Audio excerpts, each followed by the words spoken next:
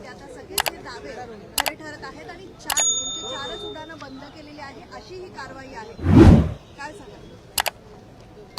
28 जानेवारीला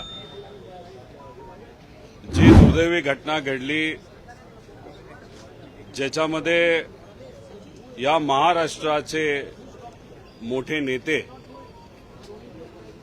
आदरणीय अजितदादा यांचा दुर्दैवी मृत्यू त्या अपघातामध्ये त्या ठिकाणी झाला, तो आमच्या सर्वांसाठी आणि महाराष्ट्रासाठी एक काळा दिवस. त्या दिवसानंतर आतापर्यंत अनेक सामान्य लोकांना असं वाटतंय, आणि ते सुद्धा प्रेमापोटी वाटतंय, की दादा आज कुठेतरी बाहेर येतील, उद्या बाहेर येतील आणि आपल्याला भेटतील. तशी इच्छा आमची असली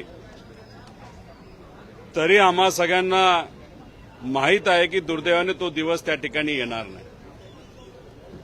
तमाम महाराष्ट्रातल्या जनतेची इच्छा आहे की जो घात झाला, अपघात झाला, त्याच्याबद्दलची माहिती ही त्यांच्यासमोर आली पाहिजे, लोकांसमोर आली पाहिजे आणि दादांना तिथे न्याय मिळाला पाहिजे. यासाठी महाराष्ट्रातले लोक, सामान्य लोक, शेतकरी, कष्टकरी, युवा, विद्यार्थी, महिला, या सर्वांची इच्छा आणि त्यासाठी ते त्यांच्या त्यांच्या लेवलवर प्रयत्न करत आहेत. कुणी सोशल मीडियावर बोलतंय, कुणी चहाच्या टपरीवर बोलतंय. गवत खुरपत असताना महिला एकत्रित येऊन लाडकी बहीण योजना ज्यांनी आणली तोच व्यक्ती तिथं राहिला नाही आणि त्या व्यक्तीला न्याय मिळाला पाहिजे, यासाठी ते तिथं प्रयत्न करतायत.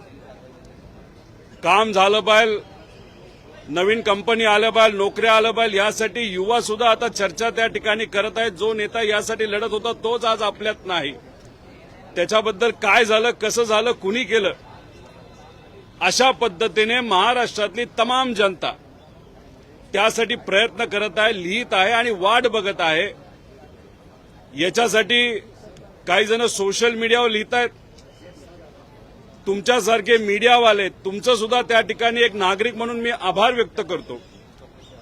तुम्ही जे मेन स्ट्रीम मीडिया आहेत, प्रिंट मीडिया आहेत, त्याच्याचबरोबर सोशल मीडियावर छोटे मोठे मीडिया चॅनल चालवणारे जे सर्व लोक आहेत, रील्स करणारे लोक आहेत, अजितदादा पक्षाचे आमदार अमोलजी मिटकरी, ठोंबरेताई व त्यांच्यातले जे कोणी पदाधिकारी आपापल्या लेवलला लढतायत ते सुद्धा असतील, माझ्यासारखे परिवारातले काही लोक आणि कार्यकर्ते, असे सर्वच लोक आपापल्या लेवलला तिथं लढत आहेत. आणि हा लढा लढत असताना एक प्रेशर निर्माण झालं, एक ताकद एकत्रित आली आणि ती ताकद एकत्रित आल्यानंतर कुठंतरी आता असं जाणवायला लागलेलं आहे की ज्या दिशेने हे इन्व्हेस्टिगेशन, हा तपास जायला पाहिजे, त्या दिशेने कुठं ना कुठंतरी हा तपास त्या ठिकाणी जात आहे. पण हा जात असताना त्याच्यामध्ये काही गोष्टी आपल्याला जाणवतात. काल डीजीसीएकडनं जे काही त्या ठिकाणी अहवाल दिला गेला, त्या अहवालावर मी बोलेलच, पण डीजीसीएने आतापर्यंत दिलेले कुठले कुठले अहवाल आहेत ते क्रमवारीने आपल्या समोर त्या ठिकाणी मी मांडेल. आज आपल्या माध्यमातून मी बोलतोच आहे, पण 2 दिवसात मी अजून एक प्रेस कॉन्फरन्स घेणार आहे आणि त्या प्रेस कॉन्फरन्सच्या माध्यमातून अजून काही गोष्टी मी तिथं सांगणार आहे. पण आज या प्रेस कॉन्फरन्सच्या माध्यमातून लगेच आम्ही काय करणार आहोत आणि कालचं जे काही डीजीसीएकडनं स्पष्टीकरण आलं आहे त्याच्यावर फक्त मी त्या ठिकाणी बोलेल.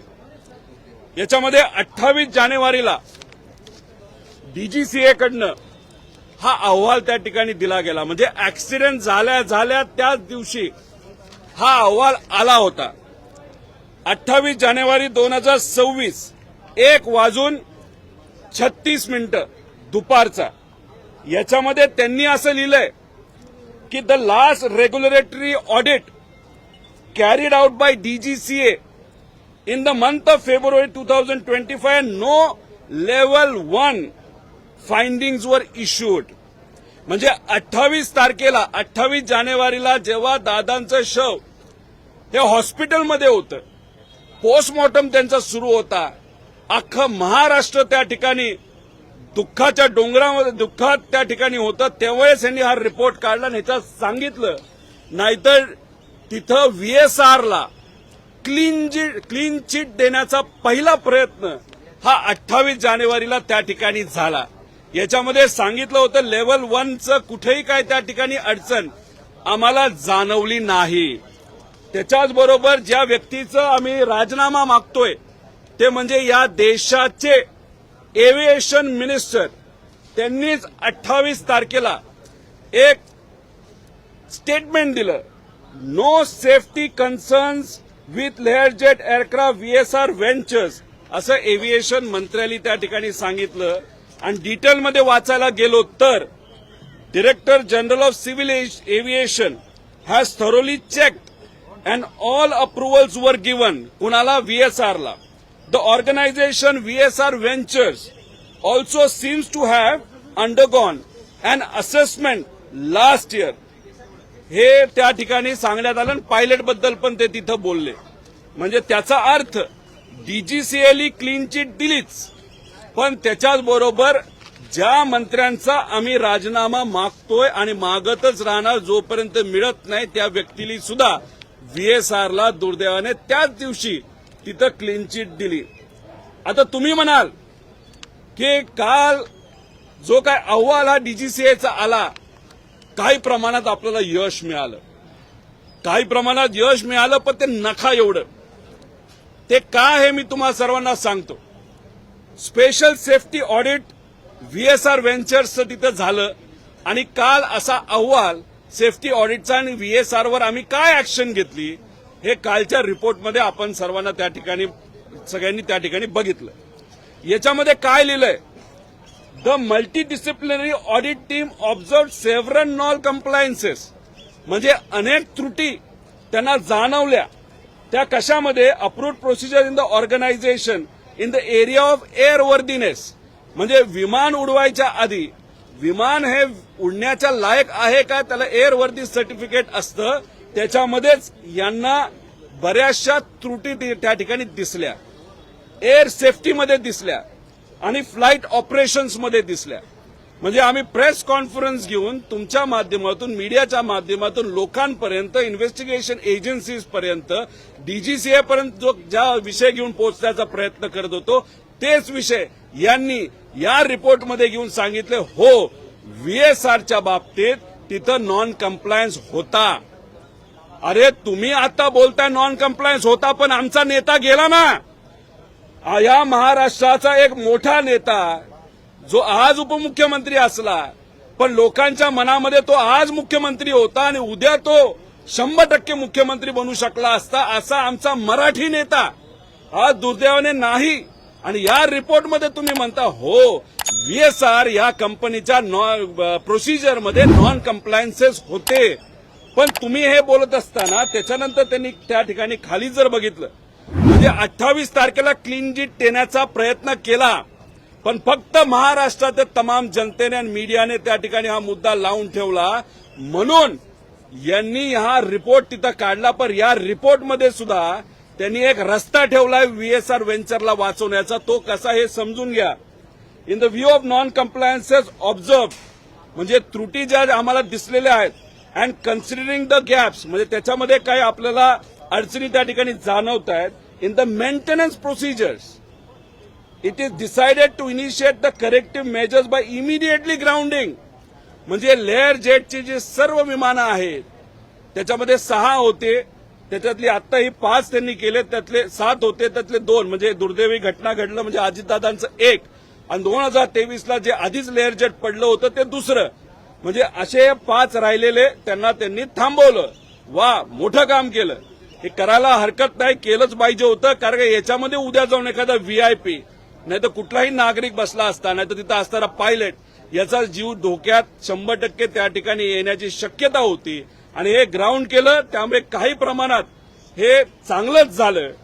पण फक्त एक बघा, त्याच्यानंतर त्यांनी एक लाईन वापरली, till continued airworthiness standards are restored.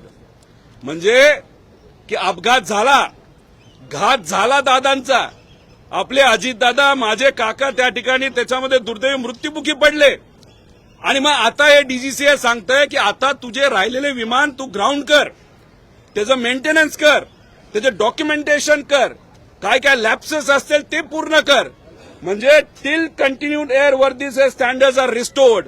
म्हणजे एअरवर्दी स्टँडर्ड झाले मग उडवायला लाग, मग धंदा करायला लाग, मग पैसा कमवायला लाग. मग तुझे जे पैसेवाले आणि राजकीय लोक जे इन्व्हेस्टर तुझ्यामध्ये आहेत त्याची तू काळजी घेत जा, असं तिथं डीजीसीएने अप्रत्यक्षपणे सांगितलं असं त्या ठिकाणी आपल्याला बघायला मिळतंय. त्यामुळे हे जे काय केलं तुम्ही फक्त दिखावा तिथं करताय, तुम्हाला फक्त दाखवायचं की आम्ही त्या ठिकाणी ऍक्शन घेतली. आणि आमचं एक मत आहे की तुम्ही काय करता की व्हीएसआरचे हे 5 मशीन्स विमानं ही तुम्ही ग्राउंड केली.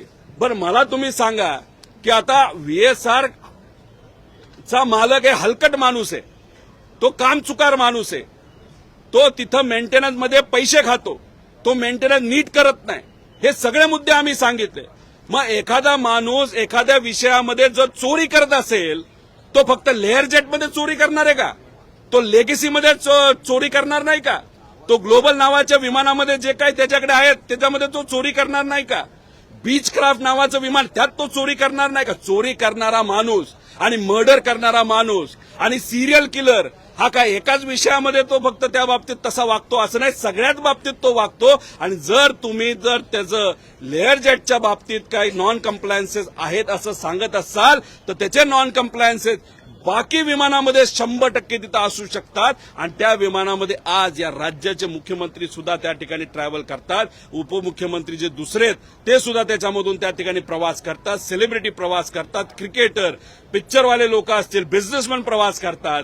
मग जर तुम्ही 5 विमानं ग्राउंड करत असाल तर मग बाकीची विमानं उडवत ठेवायला धंदा करायला तुम्हाला कुणी सांगितलंय? त्यामुळे तुम्ही ग्राउंड करत असताना सगळेच विमान तुम्ही ग्राउंड करा. कारण का एका कुठल्या तरी हॉटेलमध्ये जर तिथं ड्रग्ज सापडले असतील आणि त्या मालकाचे 5 हॉटेल असतील तर बंद करत असताना एक हॉटेल बंद करून चालणार नाही, सगळे हॉटेल बंद करावे लागतील. तसंच या विमानाच्या बाबतीत सुद्धा व्हीएसआरच्या ज्या सगळ्या ज्या काही विमानं आहेत ती तिथं लगेचच्या लगेच ग्राउंड झाली पाहिजे. पण तसं होणार नाही. त्याचं कारण आणि त्याच्या सांगणीच्या आधी आम्ही मागणी करतोय, टीडीपीचे जे खासदार आहेत, जे आज या देशाचे एव्हिएशन मिनिस्टर आहेत, त्यांच्या नेत्याची आणि व्हीएसआरचे आर्थिक संबंध असल्यामुळे इथं कुठंतरी व्हीएसआरला वाचवलं जातं हे आधी बोललो आणि आता सुद्धा त्या ठिकाणी आम्ही ठाम आहोत. त्यामुळे आम्हाला या देशातल्या सरकारला, तिथं पंतप्रधान साहेबांना, तिथं असणाऱ्या होम मिनिस्टर साहेबांना, त्याच्याचबरोबर लीडर ऑफ ऑपोजिशनला विनंती करायची आहे की हे जे महाशय त्या ठिकाणी बसलेले आहेत, ज्या कुठल्या पक्षातले ते आहेत, त्यांना त्या पदावर राहण्याचा कुठलाही अधिकार नाही. अशाच पद्धतीने तुम्ही कुठेतरी व्हीएसआरला वाचवतात असं आमचं मत आहे. आता एक तुम्ही गोष्ट लोकांनी सुद्धा समजून घेतली पाहिजे, नेत्यांनी सुद्धा समजून घेतली पाहिजे. व्हीएसआरची 5 विमानं तुम्ही ग्राउंड केली, पण मग एअरवर्दीनेस सर्टिफिकेट कोण देतं? मेंटेनन्स हा वेळेवर होतो हे कोण बघत असतं? एअर सेफ्टीची जबाबदारी कोणाची? हे डीजीसीएची जबाबदारी आहे. त्यामुळे जर व्हीएसआरला तुम्ही त्या ठिकाणी चूक केली असं सांगत असाल तर डीजीसीएने सुद्धा त्या ठिकाणी चूक केली असं आमच्या सगळ्यांचं मत आहे. त्यामुळे आम्ही आता ही मागणी करत आहोत की आमचं असं मत आहे की आता तुम्ही व्हीएसआर व्हेंचरच्या मालकावर त्या ठिकाणी कारवाई केली पाहिजे, त्याला तुम्ही ताब्यात घेतलं पाहिजे. त्याच्याचबरोबर डीजीसीएचे जे कुठले अधिकारी या विमानाशी आणि इतर विमानाशी त्या ठिकाणी निगडीत होते त्या लोकांवर सुद्धा कारवाई तिथं होणं तितकंच महत्वाचं आहे. एरो नावाची जी कंपनी या महाराष्ट्रामध्ये, ज्यांनी त्यांच्या व्हॉट्सअपवर असं सांगितलं होतं की हा विमान उडण्यालायक आहे आणि त्या दिवशी इथं वेदर पण ओके आहे, आपल्याला व्हिजिबिलिटी चांगली आहे, तेव्हा त्या कंपनीवर सुद्धा कारवाई झाली पाहिजे. आणि त्या ग्रुपमध्ये असणारे या राज्य सरकारचे जे कोणी त्या विभागाचे योग्य असे अधिकारी आहेत त्या अधिकाऱ्यांवर सुद्धा कारवाई करण्याची जरूरत आहे. कारण व्हीआयपी जर आमचे अजितदादा तिथे ट्रॅव्हल करत होते मग तुमची जबाबदारी होती की त्या सगळ्या गोष्टींमध्ये लक्ष घेऊन ते खरंच विमान हे उडण्यालायक होतं का नव्हतं याच्याकडे सुद्धा तिथं लक्ष देण्याची जरूरत आहे असं आमचं त्या ठिकाणी मत आहे. त्यामुळे त्यांच्यावर सुद्धा कारवाई होणं हे महत्वाचं आहे. त्याच्याचबरोबर अॅरो झालं, व्हीएसआर झालं, डीजीसीए झालं आणि चौथं हे सरकारी अधिकारी झाले आणि पाचवं या सगळ्या गोष्टींमध्ये आमचं असं मत आहे की ह्याला एक क्रिमिनल अँगल आहे, ज्याला लोक म्हणतात घातपात. त्यामुळे एक अज्ञान व्यक्तीवर सुद्धा त्या ठिकाणी कारवाई आपल्याला करता येणार नाही, पण एफआयआर नक्कीच आपण तिथं करू शकतो. त्यामुळे सर्व प्रेसशी बोलल्यानंतर मी मरीन ड्राईव्ह पोलीस स्टेशनला त्या ठिकाणी जाणार आहे आणि मी डीजीसीएच्या विरोधात तिथं असणारे जे अधिकारी या विमानाच्या संलग्न असणारे नाहीतर या व्हीएसआर कंपनीवर काम करणारे त्या अधिकाऱ्यांवर एफआयआर झालं पाहिजे. त्याच्याचबरोबर व्हीएसआर कंपनीच्या मालकांवर एफआयआर झाला पाहिजे. अॅरो या कंपनीवर एफआयआर झाला पाहिजे. चौथं की जे अधिकारी त्या ग्रुपवर आहेत, ज्या अजितदादांच्या ग्रुपवर जिथं चर्चा होती कुठलं विमान घ्यायचं आणि कुठलं नाही घ्यायचं, तिथं जे कोणी अधिकारी या विषयाच्या निगडीत असतील त्यांच्यावर तिथं एफआयआर झाली पाहिजे. आणि एक अननेम्ड एफआयआर ही क्रिमिनल जे आपण त्याला कॉन्स्पिरसी म्हणतो याच्या मागे घातपात हा विषय आहे. त्यामुळे त्या व्यक्तीवर सुद्धा तिथं एफआयआर झाली पाहिजे. त्यामुळे या 5 लोकांवर आणि 5 प्रकारचे एफआयआर करण्यासाठी थोड्या वेळानंतर मी त्या ठिकाणी जाणार आहे. पण हे करत असताना याच्यामध्ये अनेक मुद्दे आणले आणि ते मुद्दे मी परत जाऊन त्या बाबतीत बोलीलच. बरेच काय माहिती माझ्यापर्यंत आलेली आहे.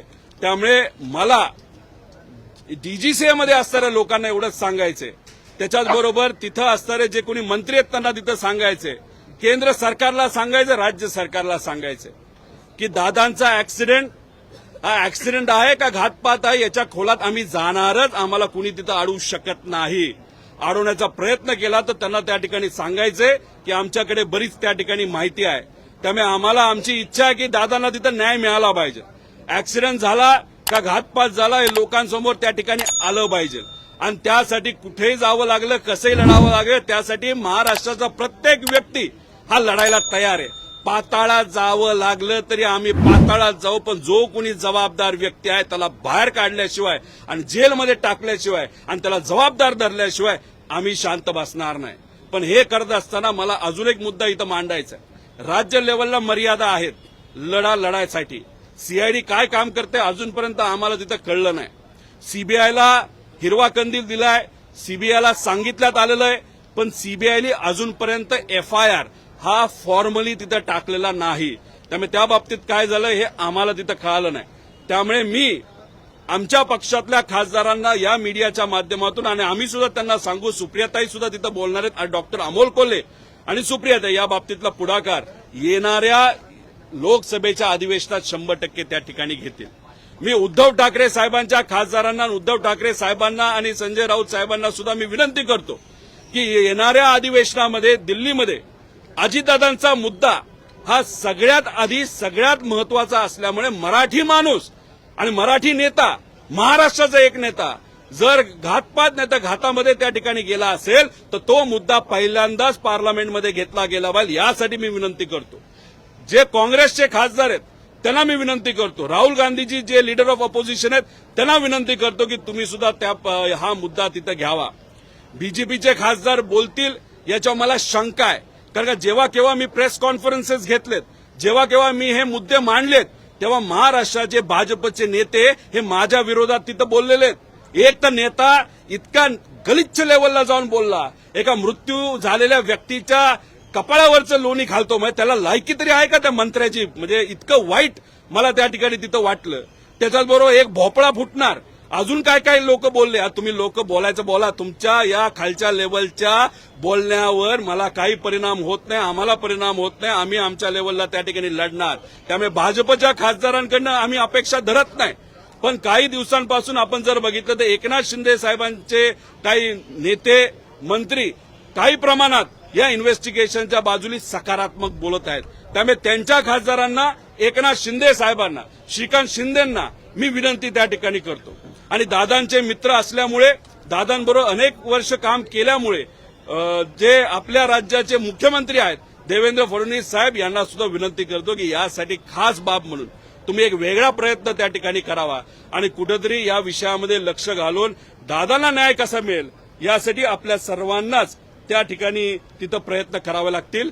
त्याच्याचबरोबर तृणमूल काँग्रेस पार्टीला सुद्धा आम्ही विनंती करणार आहोत, कारण का त्यांनी सगळ्यात पहिल्यांदा हा मुद्दा तिथं घेतला. पण दुसऱ्या दिवशीच तिथं अंत्यविधी असल्यामुळे लाखो लोक तिथं येणार असल्यामुळे पवार साहेबांनी स्टेटमेंट देत असताना तिथल्या लाखो लोकांच्या सेफ्टीसाठी एक वेगळं स्टेटमेंट तिथं दिलं होतं. पण नंतर इन्व्हेस्टिगेशन 13 दिवस केल्यानंतर बरेच काय गोष्ट हे त्या ठिकाणी आपल्याला तिथं दिसले. आज एफआयआर आम्ही करत असताना एफआयआर घेतील अशी आमची अपेक्षा आहे. पण आज जर आमचा एफआयआर घेतला नाही, नुसती नोंद जर केली, तर उद्याच्या दिवशी बारामतीला जाऊन लोकांच्या उपस्थितीमध्ये 100 असतील, 10 असतील, 1 असेल का 1000 असतील हे मला तिथं सांगता येणार. तिथं जाऊन मात्र तिथं असणाऱ्या पीआय समोर जाऊन आम्ही बसू आणि एफआयआर होत नाही तोपर्यंत आम्ही त्या ठिकाणी उठणार नाही. त्यामुळे आज मरीन ड्राईव्हच्या तिथं पोलीस स्टेशनला आणि आज जर इथं एक्सेप्ट नाही झालं तर उद्या बारामतीला जाऊन हे एफआयआर तिथं आम्ही करू. आणि अनेक लोकांनी आम्हाला इच्छा व्यक्त केलेली आहे की आम्ही आमच्या लेवलला आमच्या पोलीस स्टेशनला एफआयआर करू. एक मला महाराष्ट्राच्या तमाम लोकांना सांगायचंय, हा लढा माझ्या एकट्याचा नाही, हा लढा सगळ्यांचा आहे, हा फक्त परिवाराचा नाही. तुम्हाला जे जे वाटतं, जे योग्य आहे ते योग्य वाटत असेल, जर तुम्हाला वाटतं की दादांच्या वतीने एक एफआयआर तुमच्या भागात व्हावा, तो विषय तुमचा आहे, तुमचं प्रेम असेल तर तुम्ही त्या ठिकाणी त्या गोष्टी सर्व कराव्यात. पण बारामतीकरांनी काल परवा जे काय गावं बंद पाडली, त्यांनी त्या ठिकाणी जे काय कलेक्टरला विनंती केली, आणि हे काय फक्त एकाच तालुक्यात झालं नाही, दादांवर प्रेम करणारे सामान्य कार्यकर्ते मराठी लोक या अख्ख्या महाराष्ट्रामध्ये आहे. त्यामुळे तो विषय फक्त एका तालुक्यापुरता राहील असं मला वाटत नाही. फक्त गव्हर्नमेंटच्या प्रॉपर्टीची काळजी आपण सर्वांनी घेतली पाहिजे. आपण कुठंतरी शांततेत जी आपली विनंती आहे त्या ठिकाणी मांडली पाहिजे, एवढंच तिथं मी आपल्या सर्वांना म्हणेल. पण आता एफआयआर हा तिथं आम्ही करू आणि एफआयआर करत असताना वेगवेगळ्या कलमाच्या अंतर्गत आम्ही तिथं एफआयआर हे करणार आहोत. ज्याच्याबद्दलची माहिती एकदा एफआयआर झाला नाही तर एकदा रिक्वेस्ट आम्ही दिली तर ती रिक्वेस्ट झाल्यानंतर मी आपल्या सर्वांना या बाबतीत नक्कीच डिटेलमध्ये सांगेन. त्यावर अमोल मिटकरी असतील किंवा तुम्ही असतील या सगळ्या विषयात स्थगन प्रस्ताव आणण्यासंदर्भामध्ये तुम्ही काही करणार आहात का? सभागृहामध्ये तुम्ही आज दिवसभर असाल. एकदा एफआयआर तर होऊ दे, एफआयआर करून देतात का नाही हे आधी आपल्याला बघावं लागेल. एफआयआर जर झाली तर मग कुठेतरी आपल्याला म्हणावं लागेल की हा इथं जे असणारे प्रशासन आहे, इथं असणारे जे अधिकारी आहेत त्यांची सुद्धा इच्छा आहे आणि शासनाची सुद्धा इच्छा आहे की एफआयआर तिथं झालं पाहिजे. कारण क्लिअर कट याच्यामध्ये सांगितलं आहे की हो व्हीएसआर ची चूक होती आणि व्हीएसआर ची चूक ज्या विषयामध्ये होती ते मॉनिटर करण्याची जबाबदारी डीजीसीआयची होती. त्यामुळे या सगळ्या लोकांवर एफआयआर 100% त्या ठिकाणी होऊ शकतात असं आमच्या वकिलाचं मत आहे. काल जो अहवाल आलाय त्यावरून कुठेतरी तपास योग्य दिशेने जातो असं वाटतं. महाराष्ट्राकडनं जो प्रेशर येतोय, कारण 28 जानेवारीला जो अहवाल आला व्हीएसआरला क्लीन चिट दिली होती. आता महाराष्ट्रामधून प्रेशर वाढत गेलं आणि हे इथं थांबेल असं समजू नका.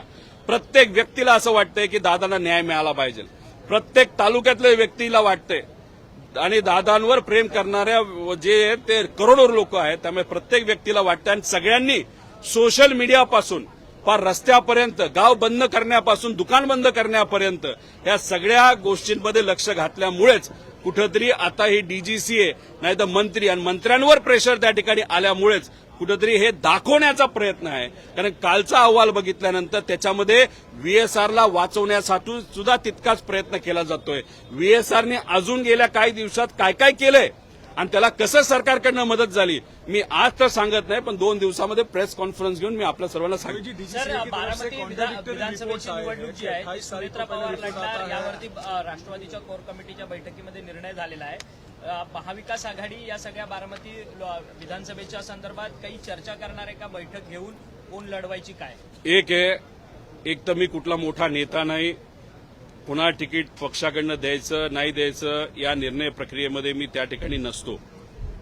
पण अजित काकांचा पुतण्या म्हणून, पवार परिवारातला एक व्यक्ती म्हणून, बारामतीमध्ये माझा जन्म झालाय म्हणून, तिथला एक नागरिक म्हणून आणि या महाराष्ट्राचा एक नागरिक म्हणून मला एवढंच वाटतंय की जर सुनेत्रा काकी तिथं आमदारकीसाठी या पोटनिवडणुकीमध्ये उभा राहत असतील तर ती निवडणूक ही बिनविरोधच त्या ठिकाणी झाली पाहिजे. यासाठी सगळ्यांनीच, आमच्या पक्षाली सुद्धा आणि इतर पक्षांनी सुद्धा त्या बाबतीत त्या ठिकाणी पुढाकार घेतला पाहिजे. आणि जे कोणी अपक्ष उभा राहायचा म्हणून राहतात त्यांनी जर त्या ठिकाणी उभं राहिलं तर लोक त्या बाबतीत काय करतील तो त्यांचा विषय, पण शेवटी ही लोकशाही आहे. त्यामुळे लोक नक्कीच एक संवेदनशील विचार करून ताईंना या निवडणुकीमध्ये, या पोटनिवडणुकीमध्ये म्हणजे काकींना, सुनित्रा काकींना बिनविरोध करतील असं मला वाटतं. पण अजूनपर्यंत माझ्या पक्षापर्यंत मी पोहोचलेलो नाही.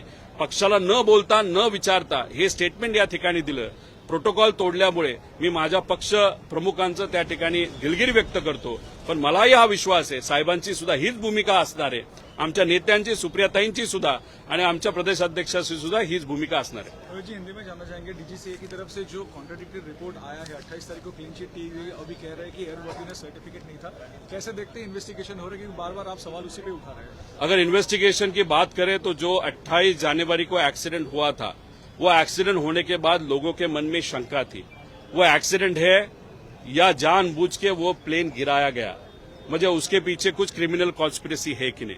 ये मैं नहीं बोल रहा, लोगों के मन में चर्चा है और ये चर्चा बढ़ती ही वहां पे जा रही है.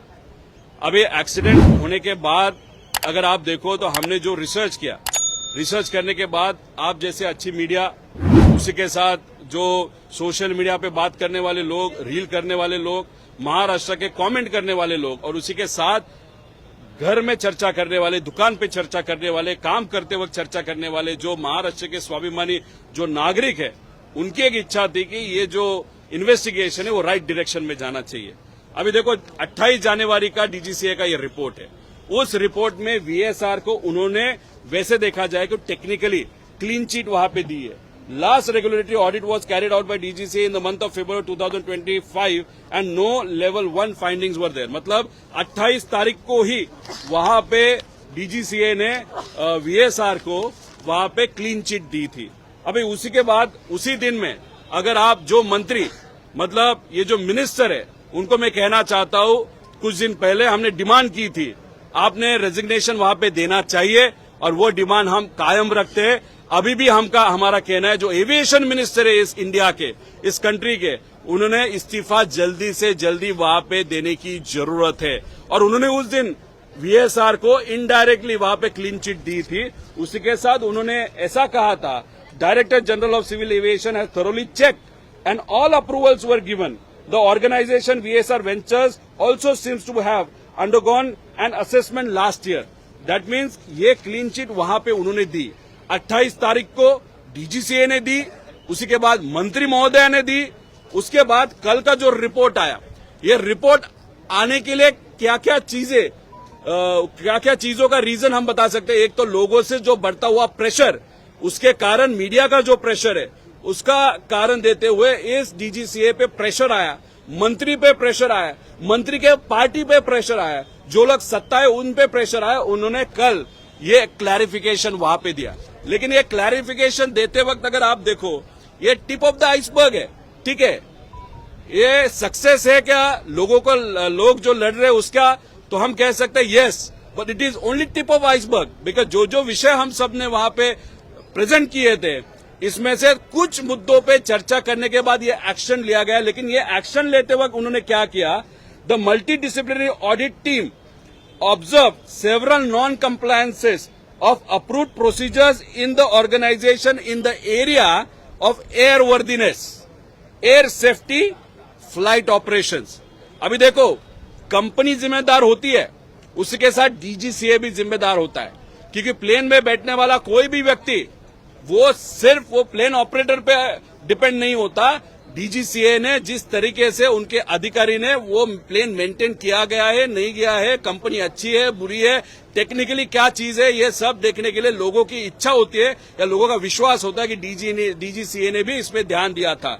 अभी एयरवर्दीनेस कंपनी की जिम्मेदारी सिर्फ है क्या? नहीं, अकाउंटेबल मैनेजर भी जवाबदार है उस कंपनी का. तो अकाउंटेबल मैनेजर वीके सिंह है वीएसआर का.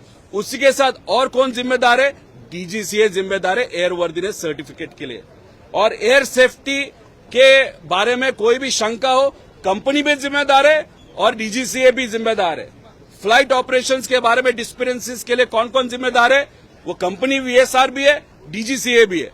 अभी डीजीसीए ने ये देते वक्त और नीचे अगर आप गए तो उन्होंने कहा in the view of non compliances observed and considering the gaps in the maintenance procedure, it is decided to initiate the corrective measures by immediately grounding Learjet 40-45 aircraft, 5 aircraft उन्होंने ग्राउंड किए।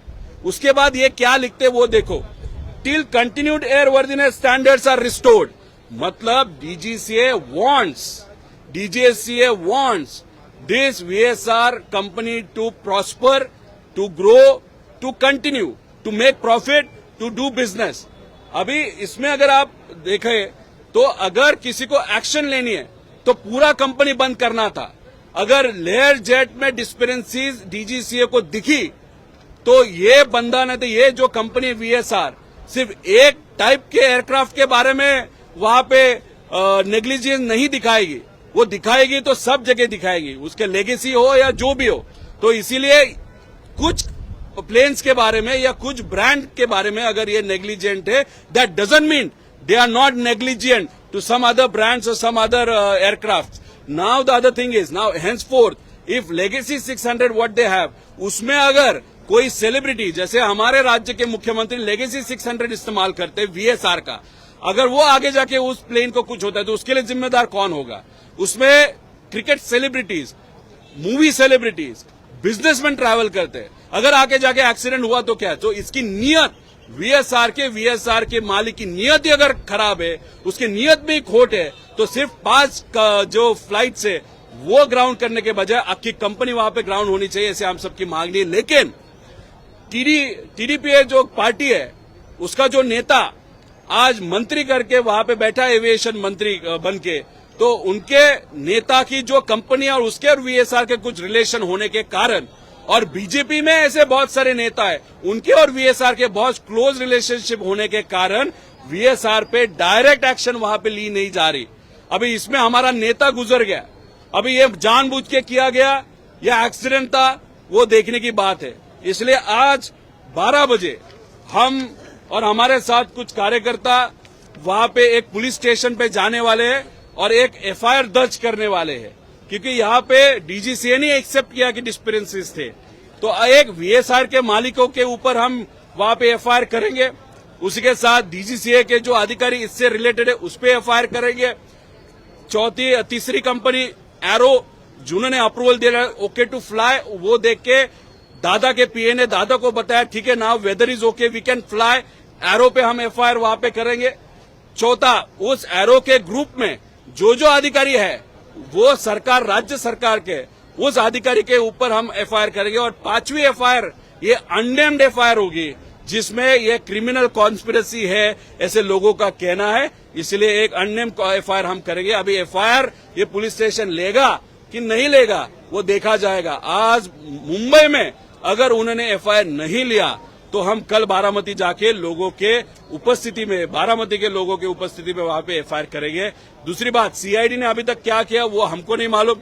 CBI के pass आपने ये investigation दिया है, लेकिन officially CBI के तरफ से कोई FIR वहां पे हुआ नहीं, इसलिए इस चीजों में हम वहां पे ध्यान दे के ये कार्रवाई करें। तो और दूसरी बात, जाते जाते वक्त हम हमारे पक्ष के जो 8 MPs है उनको विनती करने वाले, अमोल जी कोले के साथ बात हुआ है, सुप्रिया सुले के साथ बात हुआ है, उन दोनों ने बोला है कि हम आने वाले पार्लियामेंट्री अधिवेशन में इसके बारे में चर्चा करेंगे, वहां पे आवाज उठाएंगे और ये जो मंत्री है उनका रेजिग्नेशन वहां पे हम मांगेंगे। हम उद्धव ठाकरे साहब के पक्ष के जो नेता है, उद्धव ठाकरे साहब, संजय जी राउत जो है और उन्हीं के साथ सब खासदार, उनको हम विनती करते हैं। उसी के साथ कांग्रेस के जो सब खासदार है, नेता और leader of opposition Rahul Gandhi ji को हम विनती करते हैं कि आने वाले अधिवेशन में एक मराठी नेता, एक महाराष्ट्र का नेता, एक उप मुख्यमंत्री, एक DCM वहां पे इस एक्सीडेंट में गुजर गए, वहां पे कॉन्स्पिरेसी है नहीं है, और ये जिस तरीके से इन्वेस्टिगेशन चल रहा है वो प्रॉपर ही नहीं चल रहा, इसलिए आने वाले पार्लियामेंट में ये विषय लेना चाहिए। उसी के साथ ममता दीदी हो या बाकी जो भी पक्ष है उनके साथ हम बात करेंगे। लेकिन अगर आप देखो कुछ दिनों से जो महाराष्ट्र राज्य के जो बीजेपी के मंत्री है, उनके जो ट्रोलर्स हैं वो हमारा विरोध वहां पे कर रहे हैं, बहुत लो लेवल पे जाके हमारे बारे में बात मंत्री कह रहे हैं। इसलिए बीजेपी के खासदार की तरफ से हमारी कुछ इच्छा नहीं है, हम उनके किसी भी खासदार के साथ बात नहीं करेंगे। सिर्फ अजीत दादा के जो मित्र थे फडणवीस साहब, उनको हम विनती करेंगे, बस उतना ही।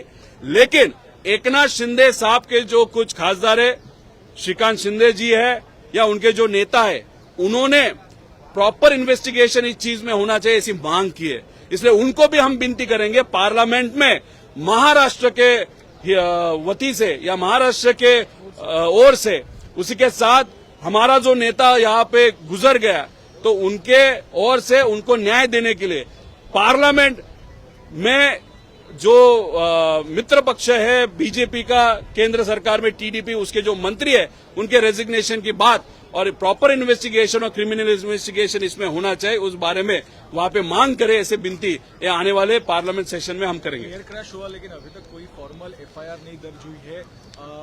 जो एमओएस सिविल एविएशन उनका कहना है कि मंथ एंड तक तो जो है फरवरी एंड तक डीजीसीए का रिपोर्ट आना अपेक्षित है और वो लाएंगे। ये देखो, उनको मुझे कहना है, मुझे मालूम नहीं कि वो इस चीज में ज्यादा ध्यान क्यों नहीं दे रहे।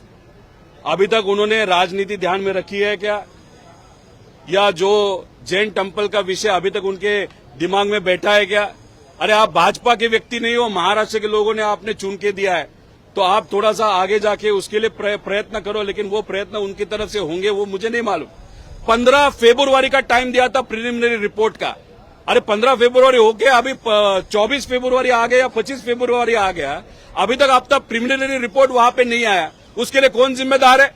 इसलिए तारीख पे तारीख आप देते जा रहे हो। सिर्फ उसका कारण है आपको वीएसआर को बचाना है, और वीएसआर से रिलेटेड भाजपा के जो नेता है, जो बिजनेसमैन है, और टीडीपी के जो नेता है, उनको आपको बचाना है। इसलिए आपने किसको सैक्रिफाइस किया? तो आपने अजीत दादा को अनफॉर्चुनेटली वहां पे सैक्रिफाइस कौन से स्टाइल में किया? तो उनकी इन्वेस्टिगेशन आप प्रॉपरली नहीं कर रहे हो। तो आपकी जो यादें थी दादा के तरफ, आपके भावना थी दादा की तरफ, वो आपने सैक्रिफाइस करते हुए आपने कमर्शियल एंगल लिया, आपने दोस्तों का एंगल लिया, आपने राजनीतिक एंगल लिया, लेकिन दादा के इन्वेस्टिगेशन को न्याय नहीं दिया। ऐसे हम सबको वो एमओएस के बारे में वहां पे लगता है। डीजीसीए राज्य मंत्री ऐसा कह सकते हैं कि जैसे डिस्क्रिपेंसी सामने आ रही है, you think the DGCA is completely caught napping in this, कि जैसे पहले क्लीन चिट दे रहे हैं और अभी कह रहे हैं कि नहीं? देखिए, डीजीसीए के सब अधिकारी करप्ट है ऐसे मैं नहीं बोलूंगा, लेकिन उसमें से कुछ अधिकारी करप्ट है, और वो जो कुछ अधिकारी करप्ट है उसका और वीएसआर का बहुत निजी संबंध है। श्वेता सिंह का नाम मैं वैसे ही नहीं ले रहा हूं। श्वेता सिंह का इन्वेस्टिगेशन अलग तरीके से होने की जरूरत है। उनके बारे में जो प्रूफ मेरे पास है वो प्रूफ 2 दिन के बाद मैं आपके सामने लाऊंगा। लेकिन अगर आप महाराष्ट्र का एक नेता है, महाराष्ट्र का एक नेता वहां पे एक्सीडेंट में गुजर जाता है और इस विषय को आप लाइटली लेते हो, और एक कल परसों एक रेड बर्ड नाम का एक प्लेन, अनफॉर्चुनेटली जो लोग उसमें गुजर गए उनके फैमिली के साथ हम भी हैं, क्योंकि वो कैसे हुआ क्या हुआ उसके बारे में भी बात कर सकता हूं। लेकिन रेड बर्ड के ऊपर आप दूसरे दिन कार्रवाई करते हो, उसके सब पेपर आप दूसरे दिन वहां पे कन्फिस्केट करते हो, और यहाँ पे मराठी नेता अजीत दादा का एक्सीडेंट होता है, उनके बारे में आप इतना तत्परता वहां पे नहीं दिखाते, पेपर वहां पे ताबे में नहीं लेते। वीएसआर का काम धंधा वैसे भी चालू रखते हो, उसका ऑफिस चालू रखते हो। इससे हम क्या समझे? आप मराठी मानुस को कम दिखाना चाहते हो, मराठी नेता को कम दिखाना चाहते हो, या इसमें कुछ कॉन्स्पिरेसी है जो आपको दबानी है, कुछ डॉक्यूमेंटेशन है जो आपका करेक्ट करने है, उसके कारण आप जानबूझ के वीएसआर को बचा रहे हैं, ऐसे हम सबका कहना है। इसलिए अगर आप देखो तो रेड बर्ड के बारे में जो कार्रवाई दूसरे दिन हुई, लेकिन दादा के बारे में यहाँ पे टाइम पास चल रहा है। उसी के साथ ये जो रोहित सिंह नाम का बंदा है बहुत कनेक्टेड है, अमेरिका में था, अभी इंडिया में आया है, पीआईबी मतलब पायलट इन्वेस्टिगेशन ब्यूरो के सामने कल परसों बैठा था, आराम से एसी में बैठा था। अरे उसको पायलट इन्वेस्टिगेशन ब्यूरो के सामने क्यों ला रहे हो? उसको लाओ ना पुलिस के सामने, सीबीआई के सामने, सीआईडी के सामने। वो आप नहीं करोगे, उसको एसी में बिठा के सिर्फ चर्चा करोगे। ये जो चल रहा है ना, इसके पीछे कुछ तो फिर अलग तरीके की कॉन्स्पिरेसी, ऐसे हम सबको कहना है। अगर कॉन्स्पिरेसी नहीं है तो ये वीएसआर पे कार्रवाई आप करो, जो भी एक्शन लोगों के मन में है, वो एक्शन इमिडिएटली वहां पे लेने की जरूरत है। राज्यमंत्री मुरलीधर मोहोळ असं म्हणाले की या प्रकरणातला जो अहवाल आहे तो फेब्रुवारी शेवटपर्यंत येईल। तुम्ही 15 फेब्रुवारी सांगितली, 15 फेब्रुवारी होऊन गेली, आता आले 25 फेब्रुवारी, मग काय एवढा वेळ लागतोय? वीएसआर मध्ये काय अशा नेत्यांची विमानं सुद्धा आहेत ज्याची नावं तुम्हाला घेता येणार नाहीत का? ही जी विमानं आहेत, जी या काही ठराविक नेत्यांची, मित्रपक्षाची, काही मोठ्या बिझनेसमॅनची आहेत, ती विमानं हळूहळू तुम्हाला दुबईला आणि अमेरिकेला शिफ्ट करायची आहेत. आंध्राचं एक विमान जे भारतात होतं, आंध्रामध्ये होतं, ते गेल्या 15 दिवसामध्ये अमेरिकेच्या नावाली शिफ्ट झालंय. म्हणजे कुठं ना कुठं तरी तुम्ही VSRला पाठिंबा देताय. आता कुठेतरी त्यांनी स्टेटमेंट दिलं, MOS जे कोणी मुरली भाऊ असतील, ह्याच्या आधी स्टेटमेंट द्यायला काय झालं होतं, याच्यासाठी तुम्ही प्रयत्न करायला काय झालं होतं. फक्त भाजपचा एक मंत्री आहात, तुम्हाला मंत्रिपद भाजपने दिलं म्हणून गप बसायचं का. जैन टेम्पलचा जैन मंदिराचा जो विषय तो अजून सुद्धा तुमच्या डोक्यात बसलेला आहे, त्यात तुम्ही राजकारण करताय. त्यामुळे हे जे काय आहे ते चुकीचं आहे. 15 फेब्रुवारीपर्यंत रिपोर्ट येणार होता, तो आला नाही. 28 जानेवारीचा रिपोर्ट आला DGCAचा, त्यात तुम्ही VSRला क्लीन चिट दिली. आता हा रिपोर्ट आला जो आला आता काल 24 तारखेला, त्याच्यामध्ये सुद्धा तुम्ही म्हणाले की नाही त्याच्यामध्ये चुकी होत्या. मग 28चा चुकीचा होता का मग आता कालचा चुकीचा, हे तुम्ही त्या ठिकाणी सांगा. त्याच्याबरोबर रेड बर्ड नावाची एक कंपनी आहे, झारखंडमध्ये एक विमान त्यांचं छपरी नावाच्या जागेवर त्या ठिकाणी पडलं. दुर्दैवाने त्याच्यामध्ये 6 जणांचा मृत्यू झाला. दुर्दैवी गोष्ट. त्यांच्या परिवाराबरोबर आम्ही आहोत, आदरांजली आहे. आता त्या रेड बर्डवर दुसऱ्या दिवशी तुम्ही कारवाई करता आणि दादांच्या बाबतीत तुम्ही हातावर हात ठेवून पायावर पाय ठेवून निवांत त्या ठिकाणी बसता. मग तुम्हाला हे दाखवायचं की महाराष्ट्राची किंमत नाही, महाराष्ट्राच्या नेत्याची किंमत नाही, अजितदादांची किंमत नाही, हे कुठेतरी दाखवण्याचा प्रयत्न अप्रत्यक्ष प्रत्यक्षपणे हे कुठेतरी दिल्लीवरनं या मंत्रालयाच्या माध्यमातून, एव्हिएशन मंत्रालयाच्या माध्यमातून होते असं आपल्याला म्हणावं लागेल. असंच आपल्याला म्हणावं लागेल की या मोठ्या नेत्याचा जो तपास व्हायला पाहिजे, मराठी माणसाचा तपास व्हायला पाहिजे, याच्यात फक्त DGCAला वाचवण्यासाठी, VSRला वाचवण्यासाठी, VSR मध्ये ज्या ज्या नेत्यांची विमान आहेत ते वाचवण्यासाठी, पैसा वाचवण्यासाठी आणि व्यावहारिक संबंध ज्या ज्या लोकांना त्यांचा पैसा वाचवण्यासाठी मुद्दामून डिले केला जातो आणि डिले होतोय, उशीर होतोय. अजून ब्लॅक बॉक्सचा रिपोर्ट तिथं आलेला नाही. याच्यावरनं कुठंतरी जो काही अपघात का अपघात या प्रश्नावर लोक समजा आता अपघाताकडे असतील, पण आता हे डिले होत असल्यामुळे घाताकडे मेजॉरिटी लोक महाराष्ट्राची त्या ठिकाणी वळताना आपण सगळे बघू शकतो. एक वेगळा प्रश्न सर, VSRला पाठिंबा देण्याच्या मागचा हेतू असा आहे का की ज्या कारणाने तो VSRचे जे लोक आहेत त्या काही लोकांच्या नेत्यांची नाव सामोर येऊ शकतात, या भीतीने VSRला पाठिंबा देण्यात. आमचं एकच मत आहे, जे काय योग्य पद्धतीने करा. आम्ही सुद्धा VSR मध्ये काय चालतं, कसं चालतं याची अधिकची माहिती देऊ शकतो. त्यामुळे उगाच वेळ लावून कशाला तुम्ही तुमच्या अडचणी वाढवतात, कोण कुठला धंदा करतो, कसे पैसे कमवतो, याचं काही घेणं देणं आम्हाला नाही. आमचं फक्त एवढंच म्हणणं आहे, तुमचा पैसा तुम्हाला लकलाभ, तुमचे धंदे तिकडे लकलाभ. पण आता VSRच्या बाबतीत आम्ही भावनिक दृष्टिकोनातून त्या ठिकाणी इन्व्हॉल्व्ह झालेलो आहे. अख्खा महाराष्ट्र आता याच्यामध्ये सहभाग घेत आहे. या VSRला बंदच पाडावं लागेल. घटना कशी घडली, त्याच्या मागे क्रिमिनल अँगल आहे का, आणि हे टेक्निकल अँगल आहे, आता हे सिद्ध झालंय. त्यामुळे VSRला तुम्ही बंद करा. आम्हाला कोणाच्या धंद्यात जायचं नाही, कोणाच्या आर्थिक व्यवहारात जायचं नाही. फक्त आमचं मत आहे VSRवर ऍक्शन करून त्याला कुलूप लावा आणि मालकाला जेलला टाका. आणि जे DGCAचे अधिकारी जे याला जबाबदार आहेत त्यांच्यावर सुद्धा कारवाई ही झालीच पाहिजे. एक वेगळा राजकीय प्रश्न आहे. गरजा हिंदुस्तान चॅनलला सबस्क्राईब करा आणि ताज्या घडामोडी जाणून घेण्यासाठी बेल आयकॉनवर प्रेस करा.